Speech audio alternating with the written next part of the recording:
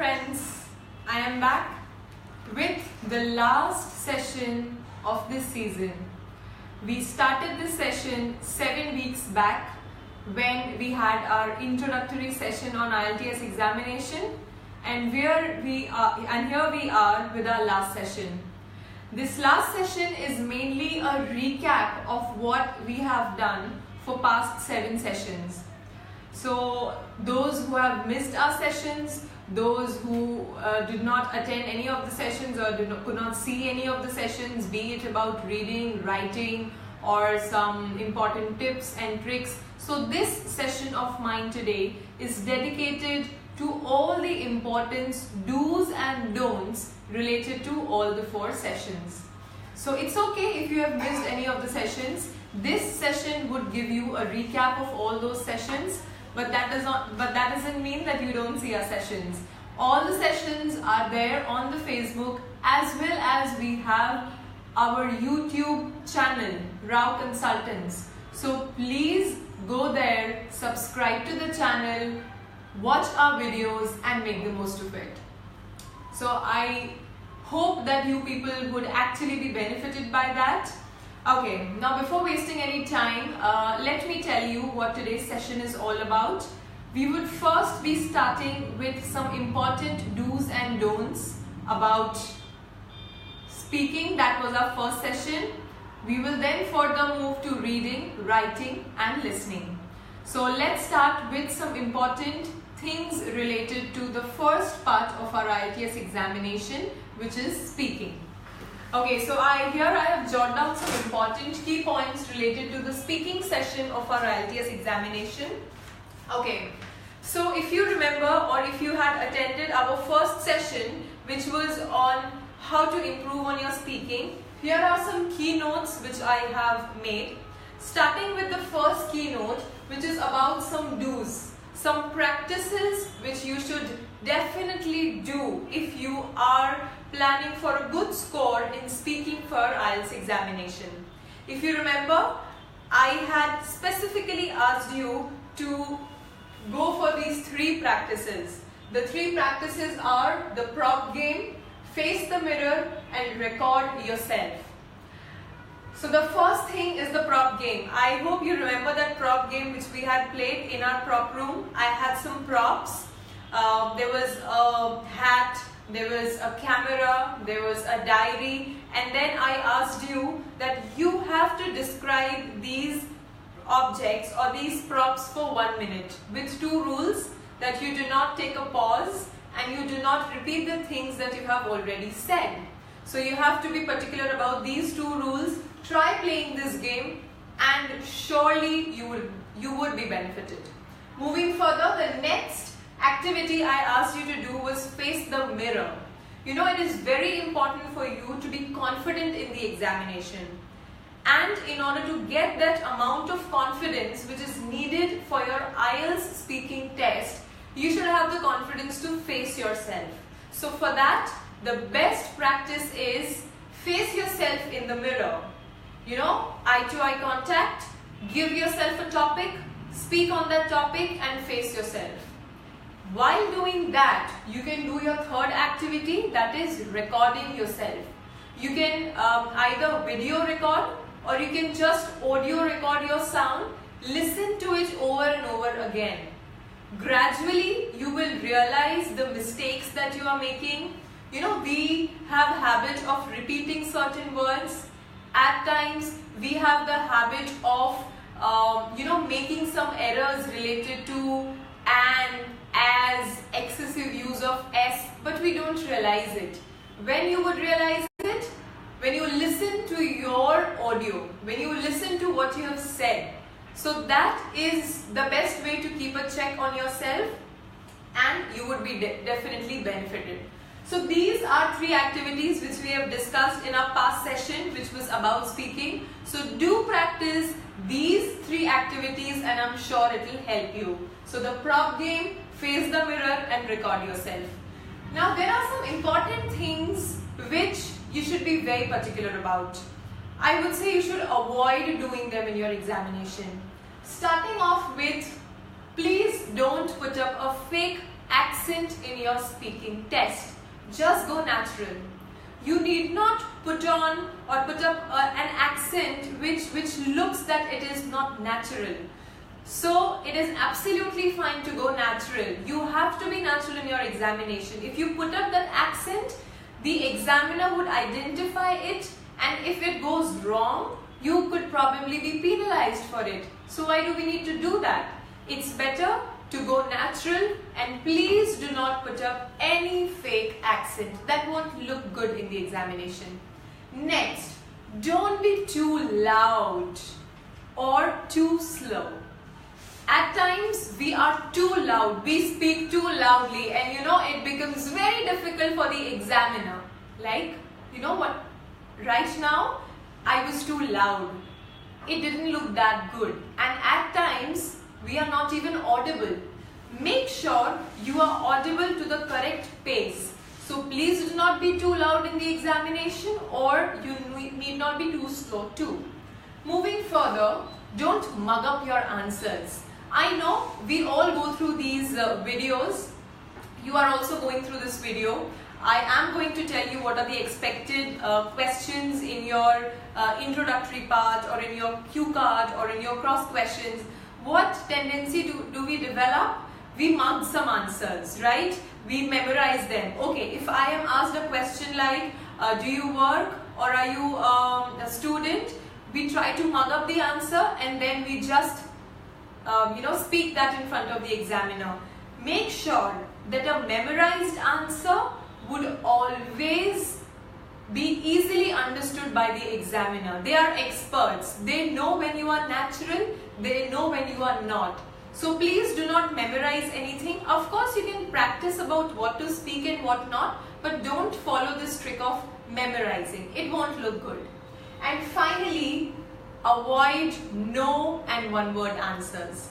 I've already told you this before, that just giving an answer as no, a blunt no, is not something that is considered good. If you want to say no, you remember what was a good substitute I told you for no? It was not really.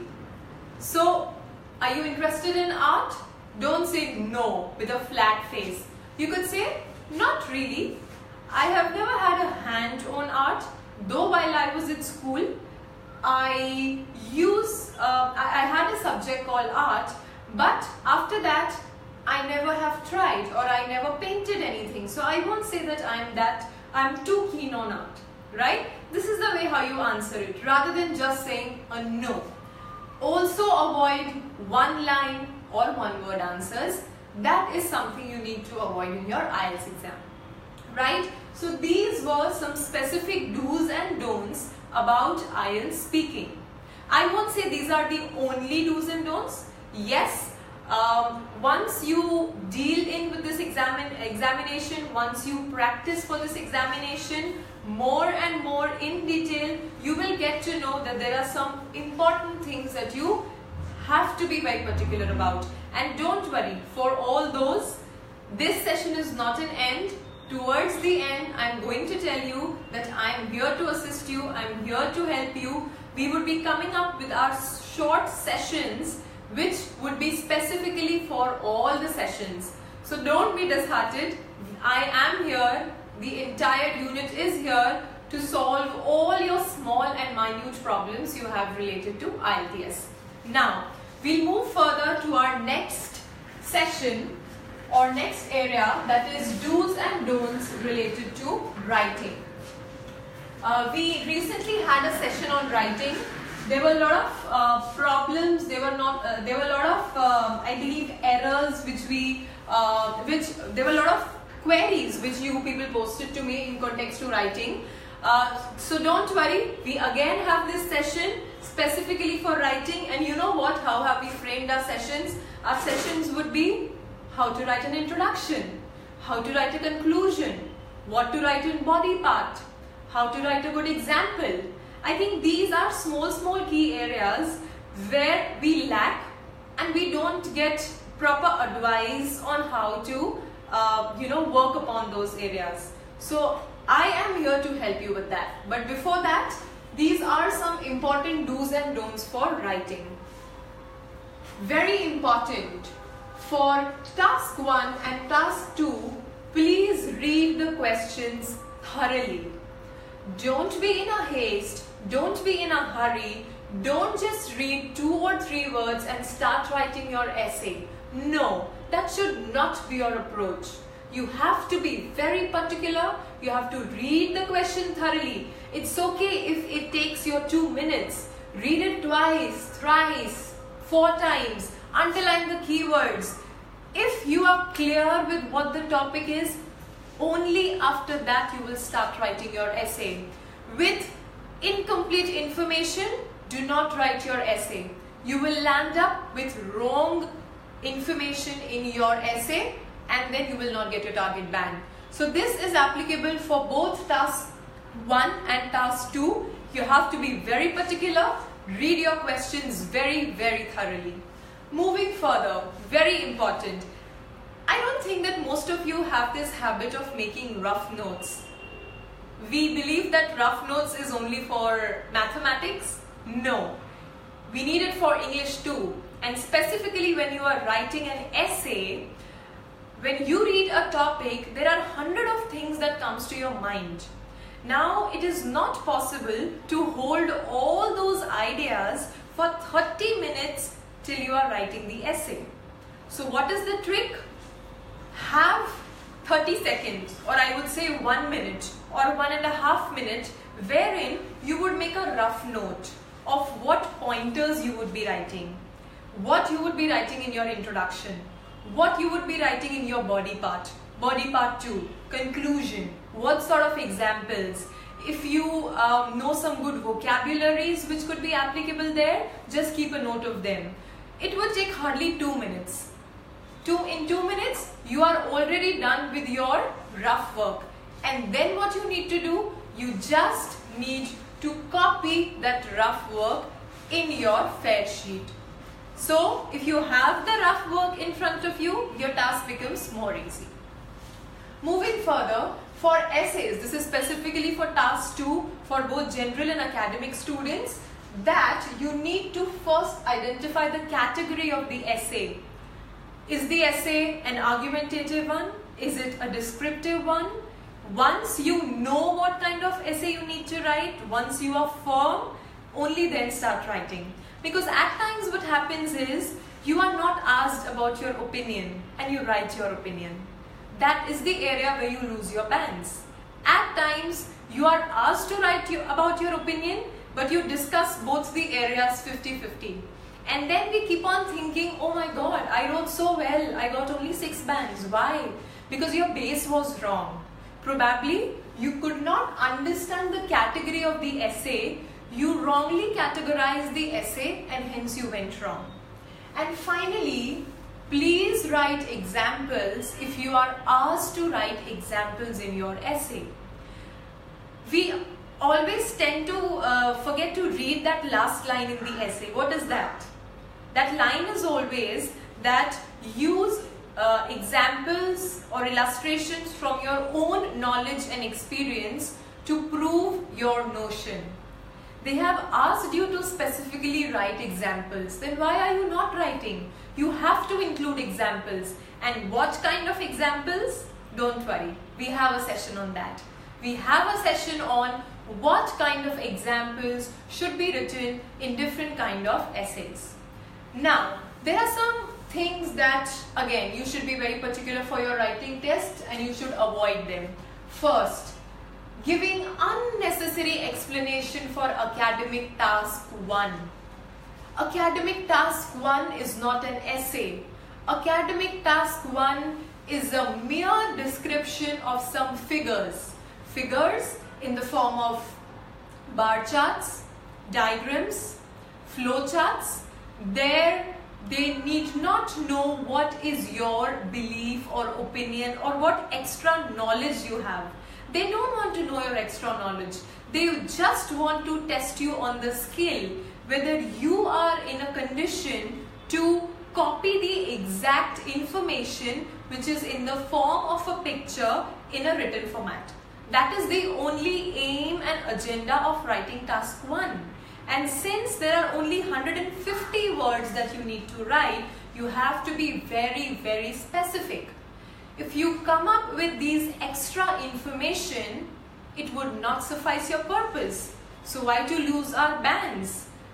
Rather than writing unnecessary things, just come with the key points, keywords, determine the areas and write them. Second, we have this tendency of either underwriting or overwriting words. For task 1, for both academic and general students, your word limit is 150 words minimum. Minimum means you have to write 150 words. You cannot fall below 150 words. And for your academic task 2, it is 300 words. Again, a minimum of 300 words. A minimum of 250 words. So you cannot fall below 250 words. It's okay to offshoot, but not more than 20 to 25 words, right? But you cannot underwrite. You can overwrite, but 20 to 25 words and not more than that. Again, it would not give a good impression. So these were some very important key terms and keywords about writing, and I missed out the last one, which is related to irrelevant vocabularies and idioms. I don't know why you people want to follow this stereotypical pattern of using certain idioms. I specifically would not name those idioms, but there do exist some idioms which we use very casually. Whenever we start a body part, whenever we start our introduction, why do we want to have some set lines? Like, you have an essay about technology. Okay, I want to know a good idiom about technology. No, show your creativity. At times what happens is the idiom or the vocabulary that you have written is irrelevant. So when you write something that is irrelevant, you won't get marks for that. Rather, you could be penalized for that. So it's okay not to make your essay very flowery. We don't want to make the essay and task one very flowery. It has to be subtle. And for writing a subtle essay, you should be very particular about what? You should be very particular about your content, your grammar, your flow, and you explain what is asked, rather than writing things which are unnecessary and complicated, right? Now, I would just want to show you here how your sheet would be in your final IELTS writing examination. So, I have got here a sample sheet of IELTS writing. So, this is how it would be. This is a sample paper. You write your name, your center number and your test date along with your candidate number here. Then, as you can see that this is from where your task 1 starts. You write your task 1 and it is specifically said that you cannot write below this line. So you have to write your task 1. Moving further, you have an extra page for task 1. You can write it here. You could easily be done with your 150 words within the page that is given to you. Similarly, you have the page for your writing task 2, that is your essay. They have very specifically made these pages in such a way that it could be written in the way, or it could be written how the word limit is. So as you can see, this is the page for your writing task 2. Here it goes. Again, where there is written that do not write below this line, please do not write it. Do not overwrite things, do not cut, do not scribble on your paper. So the whole sole reason for showing this paper is you should know this is the sort of paper which would be there in the examination. Now, make sure that your paper is very, very neat and clean. At times it happens that we write the things which we do not mean to write. Please do not try to rub. It's a better way to just put a small cross mark and write it again, because we are in haste. So what might happen, you are rubbing and you might tear off the page. And I hope all of you know that you have to give your IELTS exam in pencil. You cannot use a pen in your examination. So make sure that you carry pencil, you carry your sharpener, you carry an eraser, because this is everything that is needed in your examination. So while we are rubbing off in haste, there is a possibility that we might tear the page. So if you have written something wrong, just with the help of a scale, mark a line on it and start writing again. No problem. That is good, decent. There is no problem. No one would consider it as if you have scribbled. Rather, if you make mark like this, if you scribble on it, it is something that won't look good, right? So this was all what the writing is about. You can just have a look on all the do's and important don'ts related to writing. And now we will move further to do's and don'ts related to reading. Here I have jotted down some important tips for our reading. Okay, so if I start with the first one, you need to decide your approach first. If you remember, I told you about two different approaches. You remember what those approaches were? Those approaches were whether to read the question first or whether to read the passage first. And I also told you that if you are a fast reader, you can read the passage first. If you are a slow reader, you have to read the questions first. Details about these approaches would again be given in the next sessions that we come. Further, don't overanalyze. At times what happens is you have a question, you keep thinking on it, you overanalyze. This is specifically for the questions like true, false and not given. For the questions like true, false and not given, we start imagining and analyzing things on our own and using our own knowledge. No, that is not what you are meant to do. You just have to answer the question on the basis of the text. So do not use your own knowledge to answer these questions. You might land up with wrong answers. Then, avoid spending too much time on certain questions. You read a question, you did not understand the question. You read it again. You understood a part of that question, you went back to the passage. You start searching for it, it's already been 4 minutes. You go back to the question, you read it again. You come back to the passage and it's already been what? 8 minutes. You have only 20 minutes for one passage, and if you spend 8 minutes on one question, imagine how much time you have wasted. Do not spend more than 2 minutes on a single question. You would be suffering from it. So please avoid that practice. If you are not in a condition to solve a question, leave it and proceed further. Then, don't leave any question unanswered. Now this is the case when we spent our 8 minutes on a question and now we are left with 7 questions where we haven't looked for the answers. So if that is the case, don't just leave the blank. Write something. There is no minus marking in IELTS examination.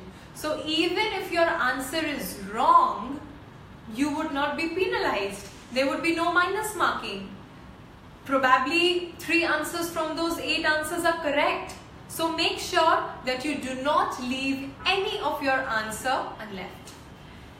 Pay attention to the keywords. If you remember, I had told you about some keywords which you find in your question and then you find the same words in your passage. So mark those keywords, be very particular about them. And you know what? At times, we consider a word which is not a keyword and we find it in the passage. That is wrong. We have yet another session in which I am going to tell you about how to differentiate between the keywords. So make sure that you stay tuned to have the solution to all these doubts which all IELTS students have. Then, practice going from answers to questions. Now let me tell you what this is.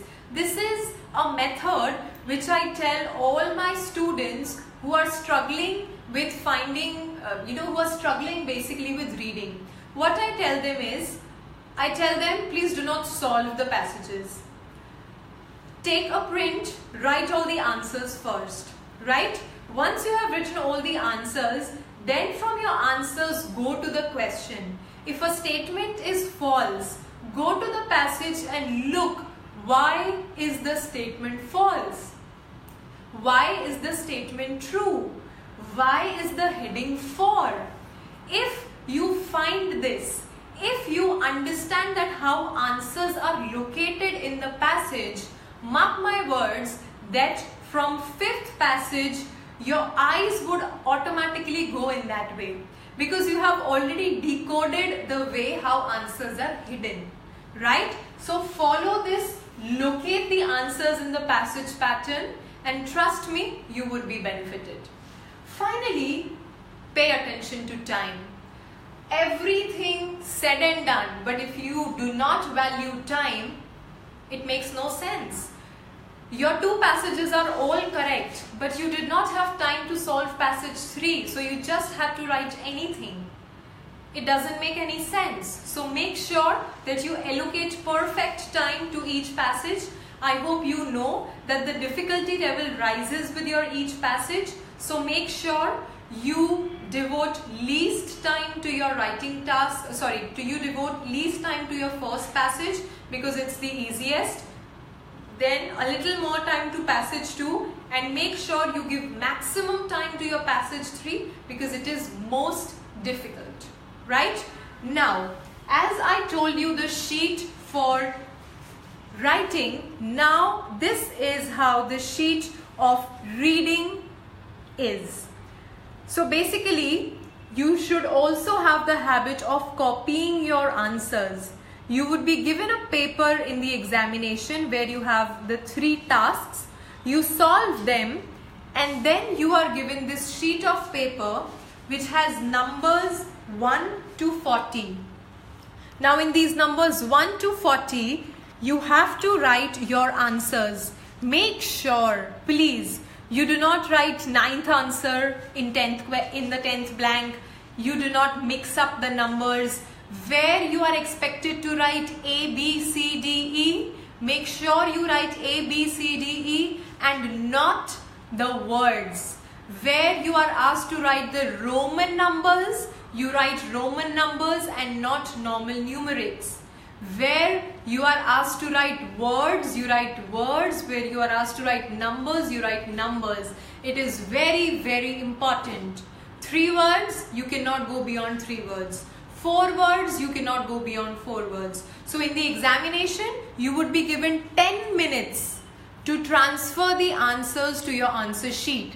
But those 10 minutes are not for reading because you already had the sheet. The 10 minutes is given for listening, because while you're listening test, you write the answers. Of course, you cannot write answers directly into the blanks. Therefore, you after you're done with your listening, in the next 10 minutes, you can copy your answers. So basically, sheet for reading and listening is same. The only thing is that for listening, you are given extra 10 minutes, but in your reading, your 10 minutes are included in the 60 minutes that are given to you. Make sure that you do not assume that you would be given 10 minutes over and above the 60 minutes, right? It would only be given in listening. That takes us to our last session, which is some important do's and don'ts for listening. What about listening? So there are not many, because listening is said to be one of the easiest format. We generally find it pretty easy and we score maximum in listening as well. Now if you want to take your score from say 7 to 8.5, you have to practice a lot. You have to get accustomed to that accent which we Indians naturally are not. So it is really, really important. So here are some important do's.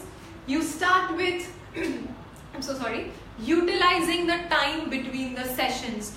Do you know you are given a particular time between the change of 2 sessions? The speaker always tells you that You now have 30 seconds to read the questions. What do you do in that 30 seconds? You look around, you ask for answers, or you just sit straight. Make sure you read the question and you also mark the keywords. Because if you read the question, you know what you need to listen. So make sure that that 30-second is very well utilized in your examination. That would be a boon for you, mark my words. Then practice transferring answers. This is what I just told you, because for listening you are given that 10 minutes and you have to be very particular about what you have written in blank 4 and blank 5, because there are chances where we might club 2 answers, where we might write 6 in place of 7, and when you do this activity for the first time in your examination, there are more chances of coming up with an error.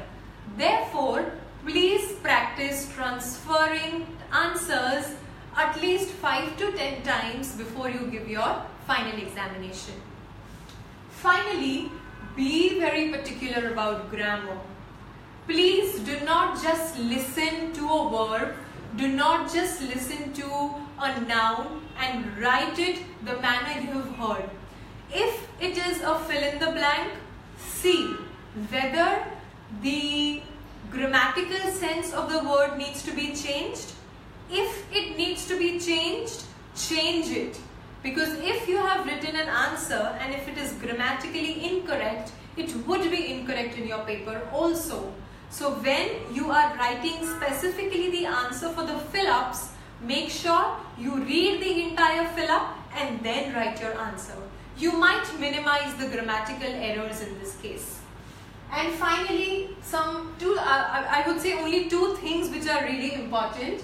It is very easy to lose your focus in listening. You lose your focus for a second and you will miss 2 answers, because at times they are very fast. At times in one line you might get 3 answers. So make sure it is your very important 30 minutes. The listening test is only for 30 minutes. Good concentration for these 30 minutes would give you the result you want, and ultimately you could accomplish your dream.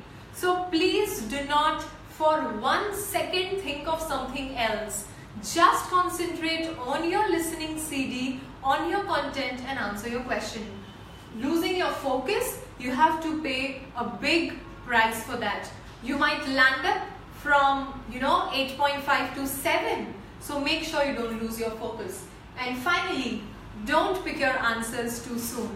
You know what? They are very smart. They'll make sure that you do not get an answer too quickly or too soon or too easily. What they would do is, they would first tell you, okay, I will be there at 6:10. No. I think I'll be a little late because I have an important work to do. I would be there by 7:20 for sure.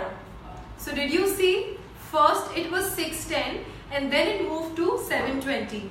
Now a normal person in haste would definitely write 6:10 and then would start waiting to listen for the next question. But that person doesn't know that in haste the answer he or she wrote was wrong. So when you pick your answers too soon, you probably might end up writing a wrong answer. So be very particular about it. This is something which would definitely help you in your listening test. So this was a quick recap of all our sessions about listening, reading, writing and speaking. I hope that you would be benefited by these tips, tricks, some do's and don'ts which I told you. Please make use of these. And yes, as I told you that if you have missed any of my video, please go back to my YouTube channel where you can subscribe it. You can see all the videos. You can come up with any problem that you have. Our channel is Rao Consultants. Please make sure you subscribe to it and I'm here to help you. Okay, so before I conclude this wonderful session of 8 weeks which I had, I would want to thank you all. See, this was a new concept that we came up with, and I never expected that you people would give me such a warm response. So I would say that on behalf of the entire RAW team, I would like to thank you all. I would even like to thank the people who have supported me, people who are not very satisfied, people who have shown their dissatisfaction also. Thank you. You have at least watched the videos, and thank you to all those who have appreciated. I'll make sure that in the coming videos, we will come up with all small and little doubts that you have, and it will be a great journey. So before I depart and before we end these 7 sessions, I would like to tell you about this new concept of our company.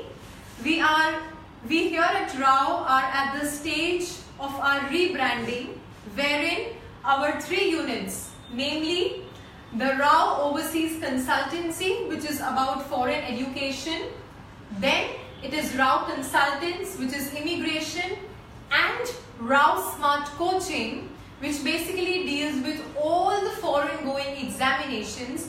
We all are merging into one unit.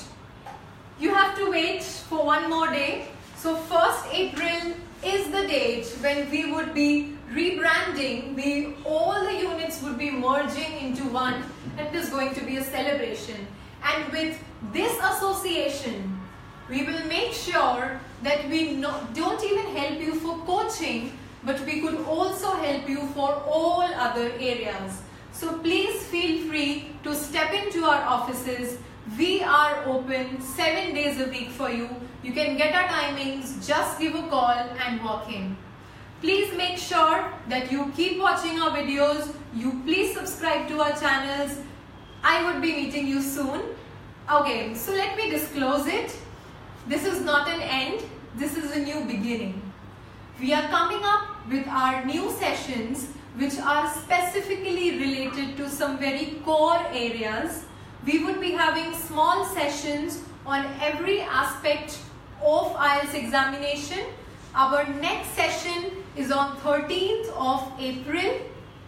The session would specifically be about speaking, wherein I would be covering each and everything related to speaking session 1, which is about introduction.